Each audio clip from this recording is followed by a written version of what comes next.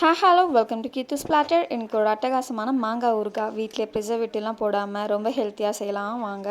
இதுக்கு பார்த்தீங்கன்னா ஒரு 15 மாங்காய் எடுத்திருக்கேன். உங்கள்கிட்ட என்ன மாங்காய் இருக்கோ நீங்கள் எடுத்துக்கோங்க. அந்த மாங்காவை நல்லா வாஷ் பண்ணிவிட்டு துணி வச்சு ட்ரை பண்ணிடுங்க, ஈரமே இருக்கக்கூடாது. அதுக்கப்புறம் நம்ம கட் பண்ணுற கட்டையும் சரி கத்தி பாத்திரத்தில் ட்ரையாக இருக்கணும். ஒரு சொட்டு தண்ணி கூட இருக்கக்கூடாது, அப்போ தான் ஷெல்ஃப் லைஃப் நிறைய நாள் வரும். அதுக்கப்புறம் இந்த மாதிரி கட் பண்ணி வச்சுருக்க மாங்காவை ஒரு டப்பாலேயோ இல்லை உங்கள்கிட்ட இருக்க ஒரு கண்டெய்னரில் போட்டுக்கோங்க. அது மாதிரி கிறிஸ்டல் சால்ட்டு கல்லுப்பை போட்டு நல்லா மிக்ஸ் பண்ணி 3 நாள் வச்சுருங்க. 3 நாள் பார்த்திங்கன்னா ஓப்பன் பண்ணி மிக்ஸ் பண்ணி விடுங்க. அதுக்கப்புறம் காஞ்ச மிளகா, வெந்தயம், கடுகு நல்லா வறுத்துட்டு நம்ம மிக்ஸி ஜாரில் பவுடராக அடித்து எடுத்துக்கோங்க. இதுலேயும் தண்ணி எதுவும் இருக்கக்கூடாது, கரண்டிலையும் ரொம்ப முக்கியமாக பார்த்துக்கோங்க. நல்லா பவுடர் பண்ணி எடுத்தாச்சு. இதில் பார்த்தீங்கன்னா பெருங்காயம் 1 டேபிள் ஸ்பூன் அளவு பெருங்காயம் சேர்த்துருக்கேன். ஒரு 1/2 டேபிள் ஸ்பூன் மஞ்சள். அதுக்கப்புறம் மிளகாத்தூள் பார்த்தீங்கன்னா ஒரு 100லேருந்து 150 கிராம் நான் சேர்த்திருக்கேன்.